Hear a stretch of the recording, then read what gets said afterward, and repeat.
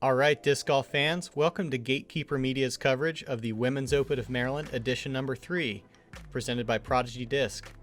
I'm Andrew Fish, and I'm joined here by Addie Maxwell. Hi, this is a great day in August at Seneca Creek State Park for a PDGA B-Tier event. It was a part of the Virginia Women's Disc Golf Series.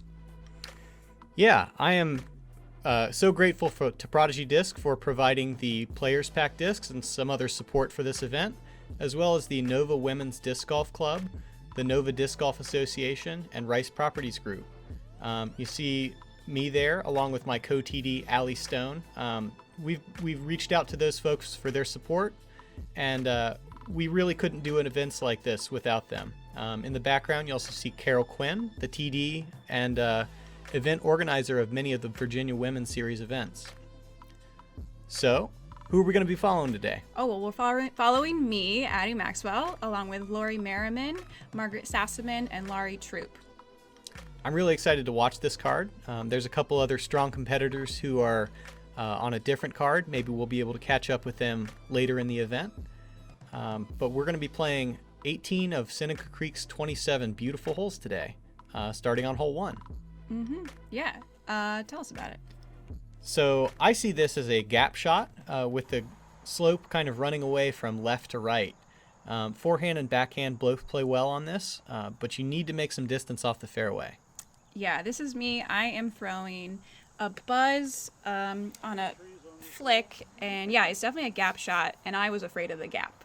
So I was just throwing what I felt comfortable with and got really lucky and trickled through all those trees. Yeah, understandable to be nervous here. First hole of the day. But Laurie, yeah. I know she's making her practice rounds stand up out here. Gets probably to close to circle's edge. Yeah, I think so. She definitely had the most confident shot of the group.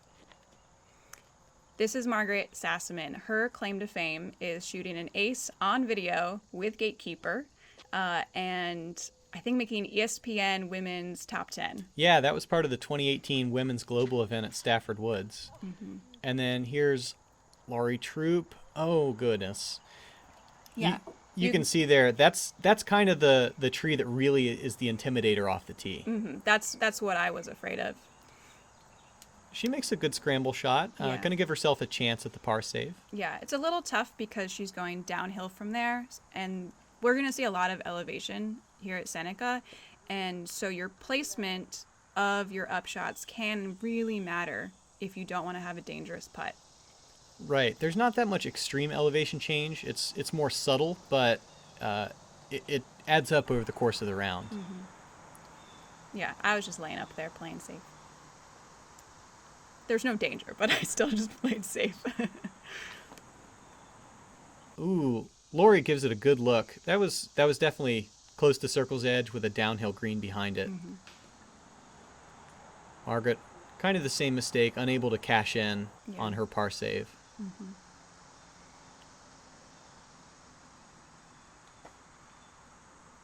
Yeah, and just not quite enough. I think all of us were, it's the first round, so I think having kind of tester putts, you can see we're being tested. We're not quite there yet.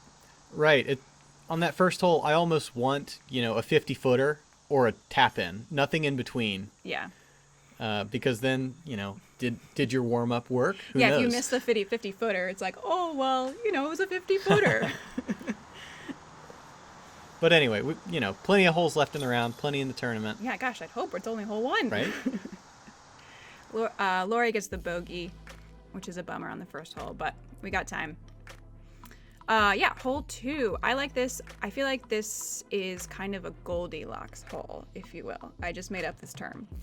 Well, explain it. Let's make it a thing. Okay, so this hole, you can see we have a little bit of a gap, and then we have this little bit of uphill, and then it is a kind of a right turn that goes downhill.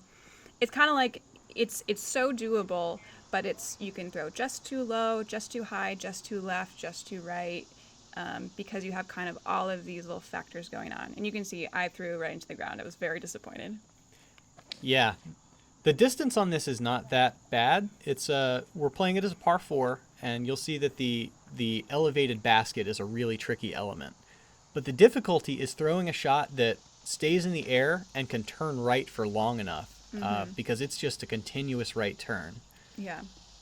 But then you have kind of, as we'll see, the elevated basket at the end on a bit of a downhill slope. So landing properly can be challenging. Right. I like the height that Laurie was able to give here, but it ends up fading out as it trails downhill. She made good distance. We'll see what kind of gap she has for the upshot. Here I'm kind of misthrowing. I think I wanted to land kind of into the hill as opposed to fading down it, but I just didn't quite get the right angle. So that'll put you at a range that, you've got decisions to make. Is it worth the birdie run? Well, as you know, my motto is never have to putt. And so I think this might be a little bit too dangerous. But we're seeing a great upshot from the other Laurie here. Yeah, I really like the angle control there. She started out on an anhyzer so that as it got out and hyzered for the finish, it was going to land flat on the hill. I was super impressed by this shot because she had a lot to get through. Being on the left there, like farther down the fairway, can be tricky because you have to kind of get through the trees, and she made it through everything. But you can see this is her choice. What's she going to do now?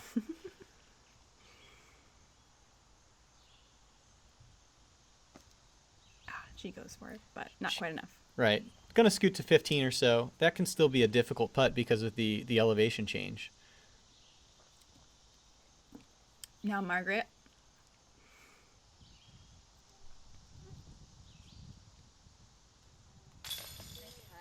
Yep. Yeah.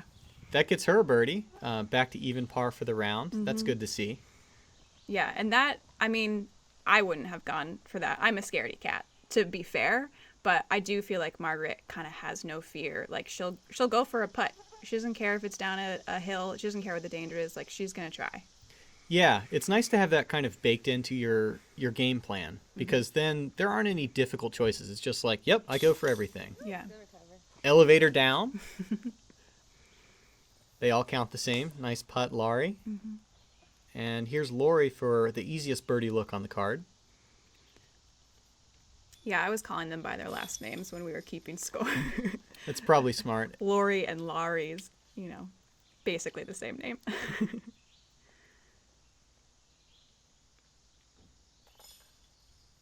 And there you go for your par. Whew, it was still scary.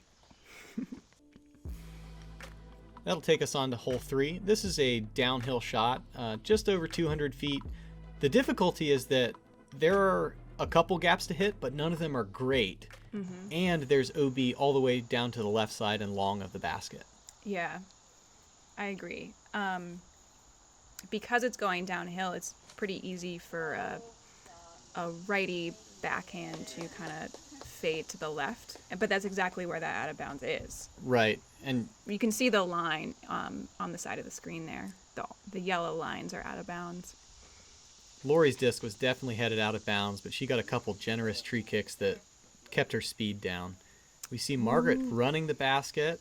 She comes in hot, though, and she goes out of bounds. Still with a chance to recover for her par. Are you throwing that same buzz again? Yeah, I am, and I'm throwing a flick because I don't want to mess with that out of bounds. As we can see, though, I still do. Yeah, a little bit of wobble out of the hand kind of turned that over. Yeah, so the last 3 holes I threw that disc and none of them did exactly what I wanted. So I believe after that throw, I put it in the corner of my bag and I said, all right, we'll leave this for the rest of the round. It's got to go to timeout.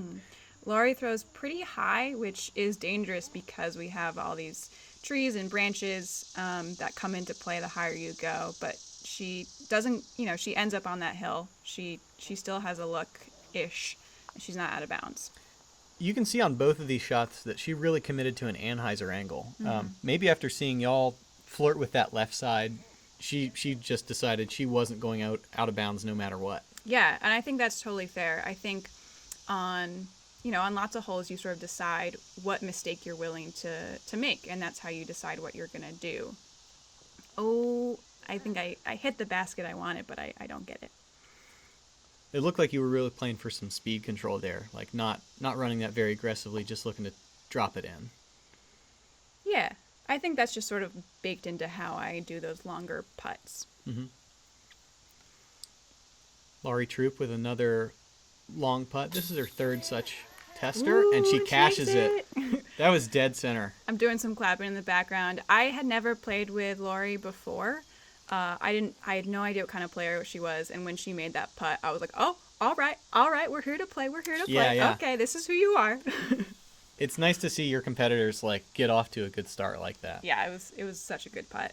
So as far as I know, this is Laurie's first trip to Seneca Creek State Park. She's from the Richmond, Virginia area, and we were very excited to have her up. She's been talking about trying to come to this event for a couple years. Oh, nice. I didn't know that. That's great. She was really fun to play with. This whole card really was. Everyone was in good spirits. Everyone was having fun. Everyone was being supportive of each other. And it was like that all day, and it seemed like everyone was having that experience regardless of what division you were in. Awesome. Good vibes. Mm-hmm. That's what I want to hear as a TD. Mm-hmm. So hole 4, we again have OB to the left side and a crazy ground bounce from Laurie Merriman.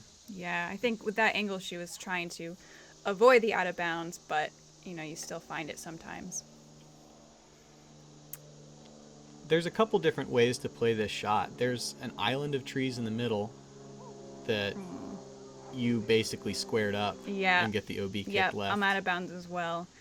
I was actually trying to go for the gap to the right of that island of trees.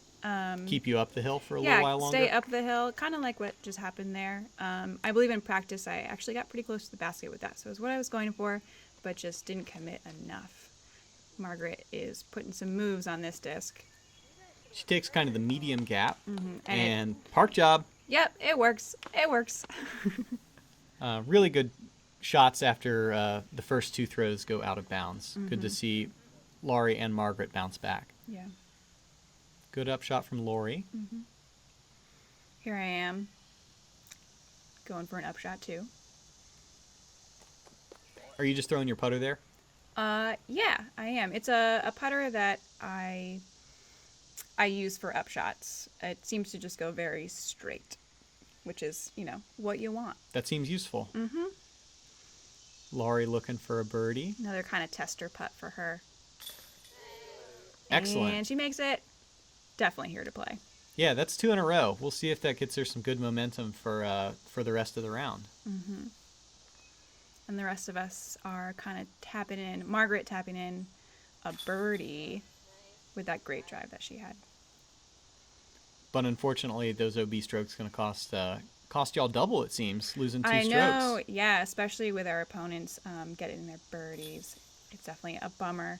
But we're only on hole 4. Right. So this stretch of holes from 3, 4, and 5 is going to be probably the most difficult of this particular round because of the OB influence. Yeah, for sure. The rest of the course, there are 3 loops of 9 holes at Seneca Creek State Park, excellently maintained park. So we'll be playing 19 through 27, which really has no OB to speak of for the back 9 of this. Yeah, now we're on hole 5. We just went over that bridge. There's a little bit of a creek that is out of bounds, and then we're still dealing with that kind of side hill, but the basket's a little bit higher up on it. And we see some OB to the left as well on this one, right? Correct. Laurie really trying to play away from that. It seems like when she misses, she's going to miss high and right. Yeah, for sure. I think you can't really tell on the video, but that was pretty high and right. It actually took us a minute to find it because it was in some unmowed plant vegetation. If you watch Tea Time Disc Golf's coverage of last year's event, Margaret Sassaman actually hit the basket on this with her drive. Ooh, I believe it. She's really a gunslinger. Yeah. I like this shape. It might fade out a little bit. Oh, gets a tree. It's so easy to grab those guardian trees. So this is a purple thrasher that I'm throwing. I hadn't really been throwing it, but I knew I wanted a flippier thrasher, and I actually had lost this disc at Seneca last year, throwing what I thought was a beautiful roller. And I pulled it out of my bag for this tournament because I was like, it'll feel at home here. It'll do me good. That's great. Well, it got you some good distance down the fairway. Yeah, I Stayed was in bounds. happy with that shot. Oh, no. Laurie just tries to lay up and gets a little bonus roll out of it. Yeah, that's the trouble with this elevation. Margaret, going for it. Always. Looks like you got to pin high. Yeah. It definitely was a bit more left than I wanted, the drive, but it ended up pretty good. Unfortunately, I don't have quite enough. You're going to have to eat some Wheaties, hit the gym, something like that. Yeah, I should have done a Lisa Fakis jump. Yeah. Probably. Laurie's going for it too, but not quite there. Good height. Looks like she's going to take a bogey, though. I did want to say the spotter for this and the previous hole, oh, great putt, was Sam Newman, who is my world's mixed doubles partner. Also, all-around great guy, and the president of Cedar Farm Disc Golf Club, who takes care of Seneca Creek State Park. Yeah, really active group of locals there. It's really great as a TD. I'm from about an hour away. It's really great to be able to trust that they're going to have the course in really good shape. Baskets will be in the right spot. We have a very supportive set of hosts for the Women's Open of Maryland tournaments. Hole 6, we're looking at definitely the tightest gap we're going to find on the course. Yeah, I find this hole to be really challenging. It's 278. But it has like the look of a 200-foot tunnel shot, and I honestly think that kind of tricks your mind a little bit. You feel like you can get there, but it's so much farther than you think, while still being really tight. And it has a kind of thick brush on the left side while also being kind of a downhill slope, and it looks simple, but it can get you into a lot of trouble. Definitely. If you don't hit this first gap cleanly, and you're gonna take a sneaky gap, yeah, you can end up in a world of hurt. Standing in a bush as tall as you with 200 feet still to go. Yeah, and that was why I threw that flick there, is because I've been standing in a bush as tall as me on the left side before. Laurie's going to take your gap as well, but unfortunately, throwing the backhand, she kicks down the hill. Yeah, exactly. It's really, really easy to do. And as you can see, she's got some work to do to get up there. That was pretty nice. It was gonna go off the right side of the fairway, but I think if it had been allowed to fly, it would have just about parked the basket. Yeah. But that's the trouble with this hole, is that, there's not a lot of room to fly. Right. Laurie from the right side, she's nearly on hole 25's fairway. But, hey, she gets there. Yeah. Easy threesy.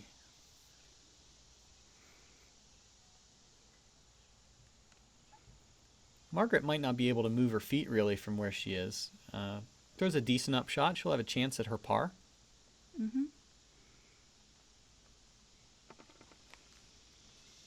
Yeah, and I'm kind of falling, trying to throw as straight as I can from behind that tree, and it works out. Yeah. Because of the shape, it seemed like there was no chance to really run that without taking a lot of risk, huh? Yeah, I mean, I was happy to get a 3, so I was just trying to, get to the basket. Never have to putt, Margaret unable to cash in on her uphill look for par. And here's Laurie. It looks like she scooted pretty far. But look at that. Another elevator down putt. Yeah, cashes it. I was really impressed with her putting, for sure. Yeah, it's nice to have that as a safety net. Yeah, she definitely has used it to kind of get out of jail a little bit. Laurie hanging tough at even there. And you decided that... A little drive-by. Yeah. Tap in. Yeah, not worth it taking your bag off. No. Margaret doing the prize fighter, towel around neck. Yeah, her at the next hole, her caddy had her sit down, and he was rubbing her back and everything. Oh, that's great. Yeah. Cracking some salts for her. One thing I really like about this event is that a lot of active disc golfers who normally would be playing an event, come out and caddy for their friends or significant others. as we see on this uphill par 3, hole 7. Laurie puts a good move on it, maybe to circle's edge. Yeah, this is a pretty straightforward hole, which is nice to kind of be able to air one out after being in the woods, and hole 6 being a pretty tight gap. Right. In terms of the character of the course, there's a bunch of holes by the creek, and we're now coming up from those. And it tends to open up into more of a park-style course, but that brings, low ceilings and some cedars into play. Margaret, as usual, putting some power on it. She goes a little bit too far, almost, and gets into those trees, but she's pin high. Right. That could make her putt difficult. Because she likes to loft a little bit more than spin. You see Laurie's tendency to throw kind of higher really working for her on this drive as she gets to the basket. You got to think she's not going to have to putt very much on this hole. Margaret, through the trees, cashes it. Very solid. That's a good start for your card, huh? Yeah. She's got to jog it in. It's so far away. There's a finish line she's going through. Oh, she gets the rewind! I could watch that again. Look at that. Comes out nice and smooth, little hyzer, and tucks it right in the side. That's great. Yeah, that was fun. All smiles.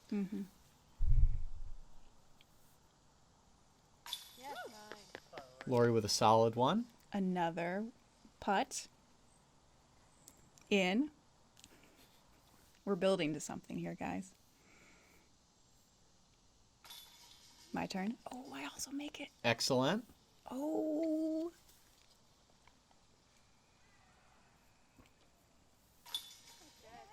That's right. Star birdie. Excellent. Trying to build some drama there. Oh, yeah. I'm really excited about it. You knew what was happening, huh? Someone told us we had to shake the chain, so. I think that's a European tradition. We haven't been annexed yet. No, just me looking crazy. Hole 8.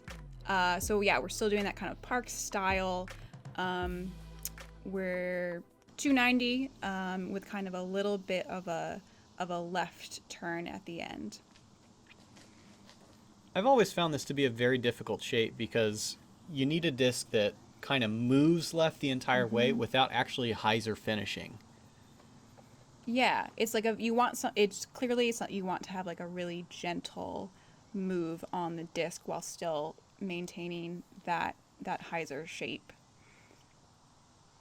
So I think I'm really happy with this. It just doesn't get the distance to get to the basket. Do you feel like you took a little bit off in order to hit the line with some more control?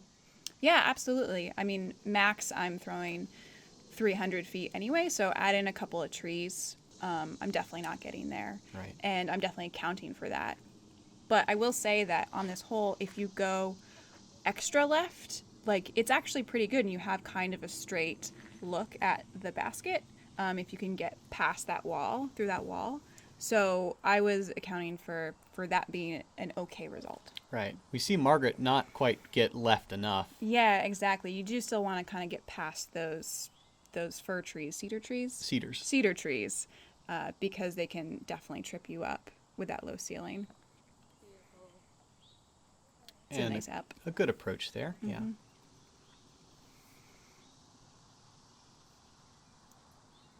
You've got 5 bad options, it looks like, here. Yeah, I mean, I would say like 5 mediocre options. So I'm trying to get that that nice shape to the basket, but it comes in a little too soon. But luckily, that tree is not far from the basket. It doesn't seem like it cost you at all. Yeah, it was like, well, if I'm gonna hit something, at least I'll hit the thing closest to the basket. Laurie just gonna lay up there. Margaret with a long look. She gets close. So she's gonna tap in a bogey, and Laurie Troup for her par. Nice. There we go. Easy peasy. You're gonna have to take your bag off for this one, I think. Oh gosh. The indignity. No, I tend to still kind of take my time, even on short ones. So here I'm gonna kind of, wiggle around, find my footing, wipe my hands off a few times, get a song stuck in my head, and then there we go. Adjust your batting gloves and helmet, probably. Yeah. But no harm, no foul. You'll get your par. So what are you feeling at this time in the round? Like, you're into it.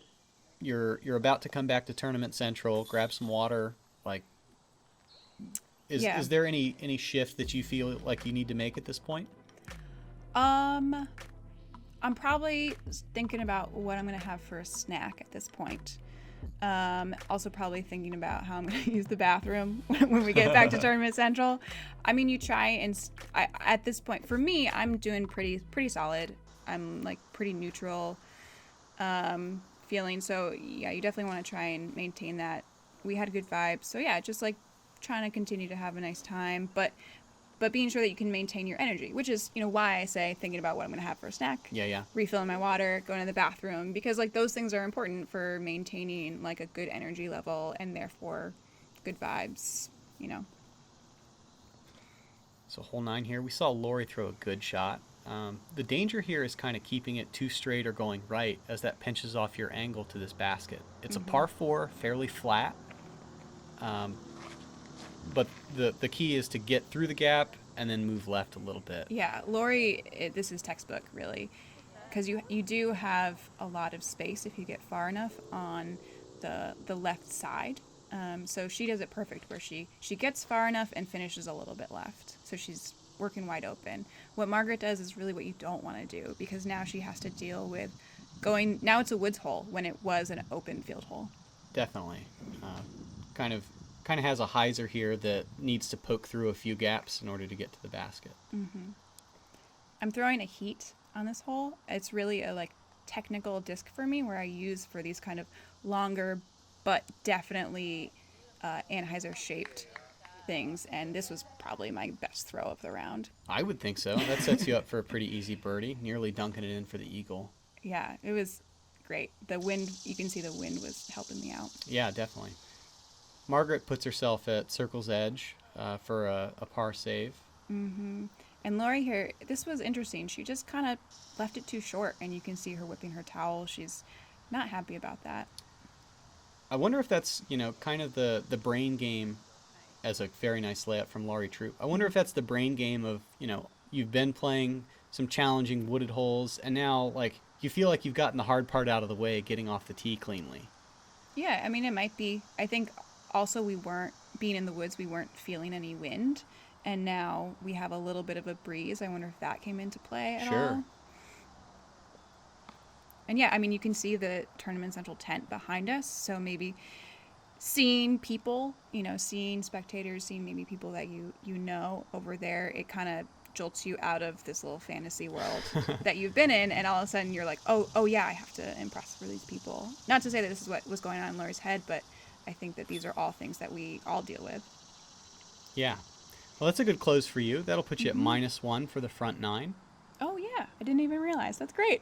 I'm doing great so far. And Laurie also at -1. She's probably kicking herself over what could have been, but this is golf. You got to deal with what you did. Yeah. Margaret's going to end up tapping in a 5 here, which is unfortunate. I feel like she's had,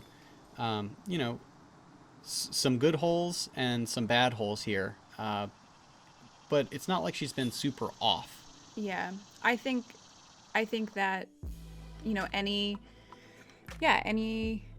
any hole can change things for you, and that kind of is what happened there. Yeah, for sure. So thank you for following along. Watch out for the back 9 coverage of round 1 and then round 2. Again, we are so appreciative to our sponsors, Prodigy Disc, the Nova Women's Disc Golf Club, the Nova Disc Golf Association, and Rice Properties Group, and to Gatekeeper Media. We'll see you next time. Thanks so much. See you on the next one.